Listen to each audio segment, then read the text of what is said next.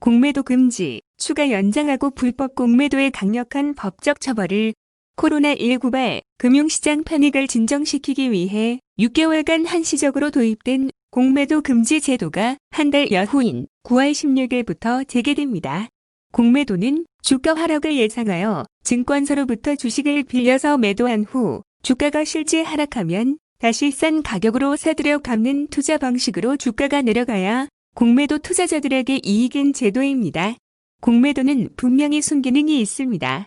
법의 위험을 견제해 장기적으로 시장 효율성을 제고하는 측면이 있습니다. 상황에 따라서는 시장 유동성의 개선도 가져올 수 있습니다. 투자 기회를 넓혀 주식시장을 더 정교하게 합니다. 하지만 그동안 한국 주식시장에서의 공매도 제도는 특정 세력의 시장 교란 행위로 활용되어 불공정 거래를 양산시켜 왔습니다. 특히 공매도 거래 비중의 단 1%대에 불과한 개미들에게는 현실적으로 접근이 어렵고 외국인과 기관 투자자의 머니게임 전유물이 된 지 오래입니다. 일부 시장 참여자에게만 이용되어 정보의 비대칭성에 따른 시장 왜곡을 낳았습니다. 제도의 잠재적인 순기능에도 불구하고 그간에 공정하지 못한 제도로 악용된 측면이 있었던 것입니다. 1. 공매도 금지를 최소 6개월에서 1년 이상 추가 연장해야 합니다. 코로나19는 현재 진행형입니다. 언제 진정될지 알 수 없고 국내외 경제 회복도 여전히 요원합니다. 국내 금융시장은 예상하지 못한 글로벌 변수에 의해 언제든지 급변할 수 있습니다. 특히 최근 증시는 개인 투자자들이 신용대출로 가격을 떠받치는 측면 또한 없지 않습니다.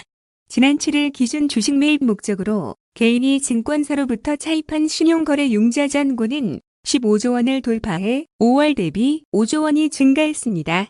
향후 경제 불확실성이 큰 상황에서 시장 심리의 변동으로 주가에 과도하고 급격한 조정이 있을 경우 그로 인한 여파 또한 고려하지 않을 수 없습니다. 여전히 시장 보호 조치가 필요한 시점이며 공매도 제한 해제의 조건이 성숙하지 않은 것입니다. 증시의 가격 조정을 인위적으로 막겠다는 뜻이 아닙니다. 주가의 지나친 변동성이 또다시 외국기관의 수익 창출의 도구로 이용되면서 한국 금융시장을 위험한 상황에 빠뜨리는 것을 경계하는 차원입니다. 지금은 경제 위기의 국면이므로 먼저 관련 제도를 개선한 다음에 공매도 금지를 푸는 접근법이 필요합니다. 2. 경제 근간을 흔드는 금융사범에 분명한 법적 처벌을 해야 합니다. 현재 불법 공매도에 대한 제재는 불과 1억 원 이하의 과태료 부과에 그치는 등 선진국에 비해 지나치게 미약합니다. 지난 20대 국회에서 규제 위반 시 처벌을 좀 더 강화하는 법안이 발의되었으나 국회 종료와 함께 아쉽게도 자동 폐기되었습니다. 지금이야말로 공매도 제도를 근본적으로 개선해야 할 때입니다. 경제 근간을 흔드는 금융사범, 특히 불공정 행위를 통해 시장을 교란시키는 불법 공매도 세력에 대해서는 20년 징역형이나 부당이득, 보다 몇 배 이상 많은 벌금형에 처할 수 있도록 해 다시는 불법 행위에 가담 못하도록 처벌 수위를 높여야 합니다. 공매도 제도가 활발하게 운영되는 미국의 경우에도 공매도 규제 위반 시에는 500만 달러 이하의 벌금 또는 20년 이하의 징역에 처하고 영국은 상한액 제한이 없는 벌금을 부과하고 있습니다. 3. 공매도 재개는 충분한 시장 여건이 갖춰진 다음에 시행해도 늦지 않습니다. 한국 주식시장은 개인 투자자들 비중이 높은 시장이며 외국인 투자 점유도 높은 시장입니다. 그러한 특수성을 감안할 때 공매도 제도는 단기적인 보완 차원이 아니라 한국 주식시장 건전화 차원에서 차근차근 접근해야 합니다. 무차익 공매도 규제, 업팅 룰레 외 조항 개선, 개미들의 공매도 접근성 강화 등 토론과 협의를 통해 불합리한 제도를 없애고 불법 요소 감지 시 이를 즉각 적발하여 처벌할 수 있는 법적 체계와 시스템이 충분히 갖춰진 후 공매도를 재개하는 것이 시장 건전화 측면에서 더 유익합니다. 또 그래야 적정 시장 가격, 조율, 과열시 버블 방지, 유동성 공급 등 공매도의 순기능이 제 역할을 발휘할 것입니다.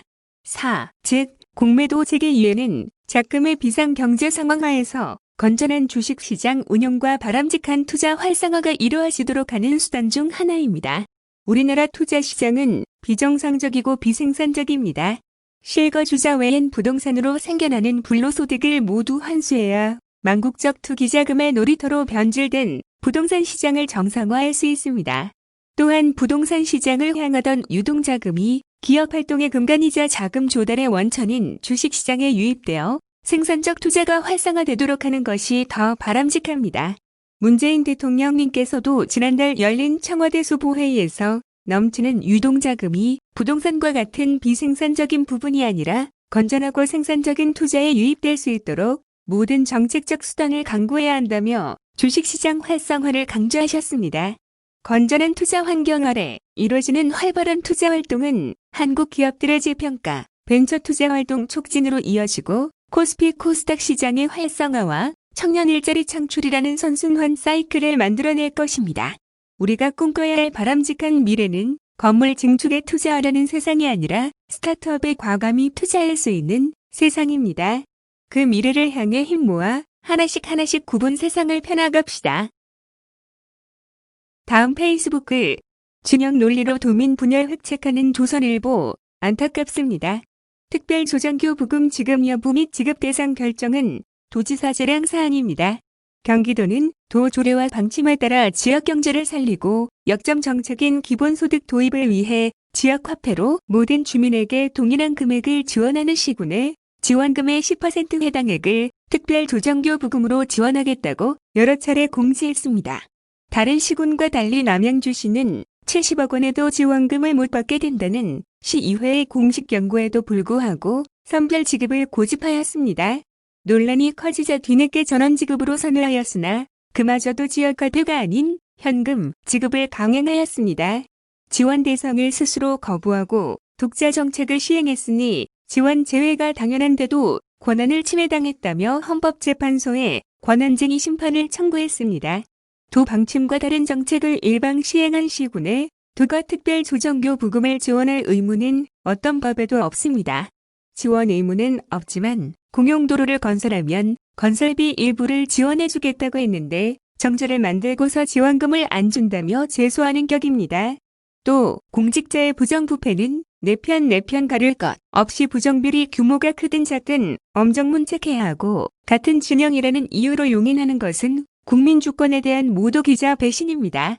남양주시가 남양주도시공사 감사실장 채용 비리를 저질렀다는 감사실장 본인의 폭로와 남양주시장 비서실 공무원의 진술에 따라 남양주시장과 공무원들이 채용 비리에 직접 관여한 사실을 감사로 확인하였으니 법에 따라 경기도는 관련 공무원 징계를 요구하고 시장과 공무원들에 대한 채용 비리 수사를 경찰에 의뢰하였습니다. 또한 일상적 종합감사 결과 코로나19로 경무에 시달리는 보건소 공무원 격려용 상품권 50만 원 중 절반인 25만 원을 비서실 직원들이 횡령한 것이 드러나 중징계를 지시하였습니다. 액수가 적다고 용서할 일이 아니며 적은 금액도 아닙니다. 법률에 따른 상급기관의 정당한 직무 수행임에도 행정권 남용 운운하며 남양주시가 반발하는 것도 납득하기 어렵지만 이를 두고 조선일보가 보복 행정 논란, 묵은 갈등으로 치부하며 경기도정을 비난하고 심지어 친문 비문 갈라치기 프레임으로 정치적 알력의 결과로 왜곡하는 것은 상식 밖입니다. 조선일보에게 묻습니다. 만약 미래통합당 소속 도지사가 민주당 소속 시군의 불법 비위에 대한 수사 의뢰와 징계 지시를 했다면 시군이 도 방침과 조례를 위반하여 일방행정을 하고 재정 지원을 못 받았다며 억지 제소를 하더라도 반목, 보복, 운운하며 도를 비난했겠습니까? 아마도 시군의 불법 비위 행위와 지원 방침과 다른 행정을 하고도 지소하는 시군의 행위를 꾸짖었을 것으로 생각됩니다.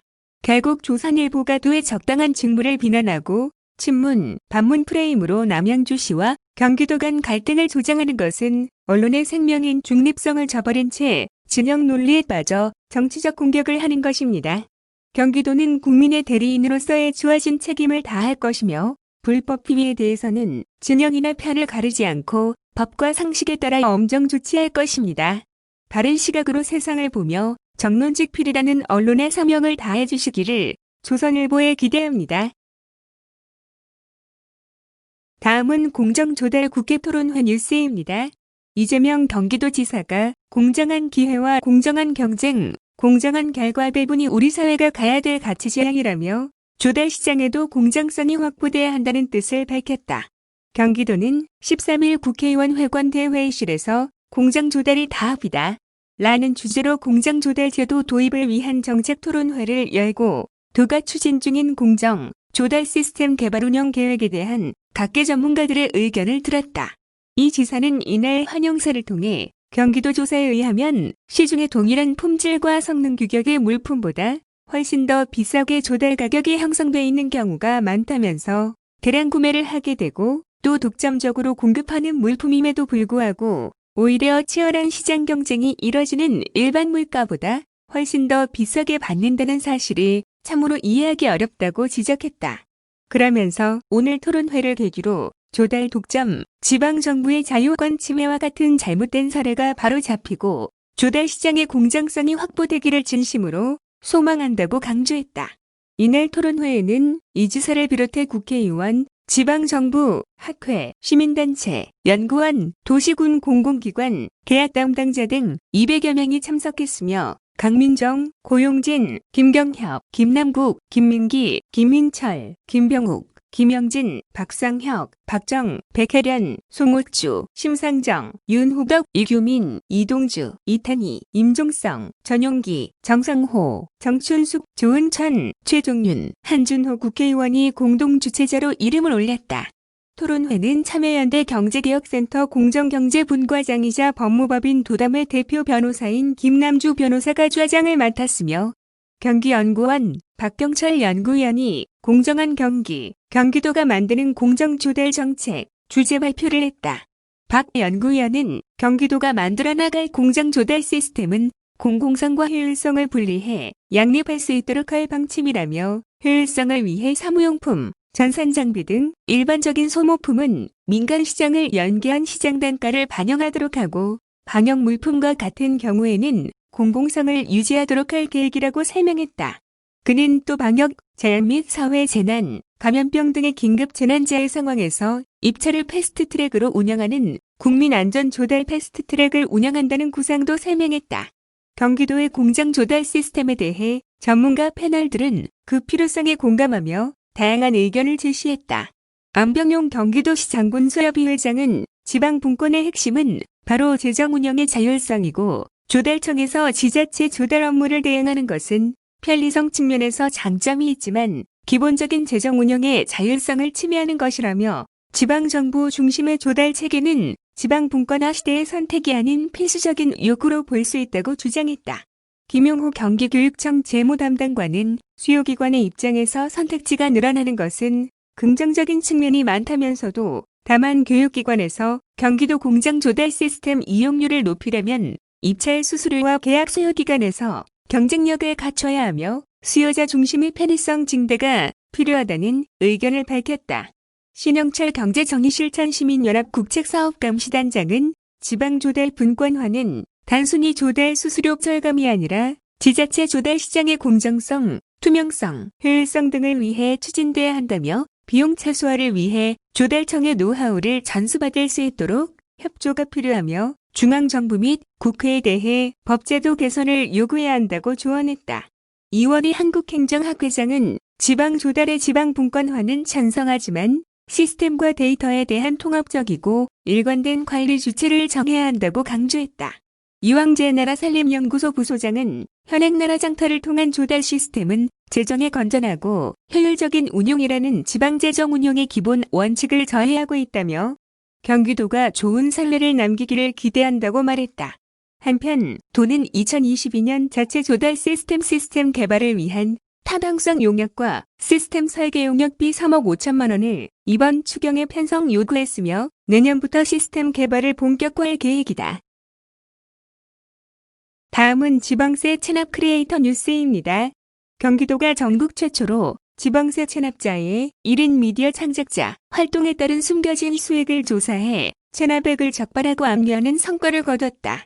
13일 경기도에 따르면 도는 지난 4월부터 7월까지 지방세 개인 체납자 16만 3,147명을 대상으로 주요 다중 채널 네트워크 사업자 10곳에서의 활동 여부와 수익 실태를 집중 조사해 체납자 9명을 적발하고 체납액 1억 7천만 원에 대해 현재와 장래 발생할 수익금을 압류 조치했다.